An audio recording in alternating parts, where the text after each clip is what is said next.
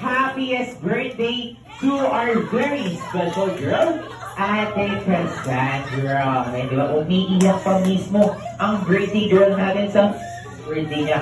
Di ba, successful tayo, everybody, napaiyak na birthday. Ayan, to Ate Cassandra. Ayan, Ate Cassandra, dito tayo umiyak. Ayan.